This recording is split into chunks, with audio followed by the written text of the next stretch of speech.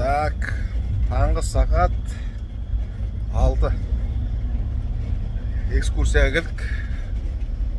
Ана жерге. Таңғы сағат 4 біздің Қырғызстан белгісі. Бірақ 2 бөлімге алып шықты.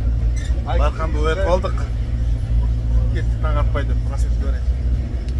Біздің группа. Мынандай жерге келдік, анда тауларды түсіруге, просвет көрсетуге. Қай жез бұл? Қазір экран камера.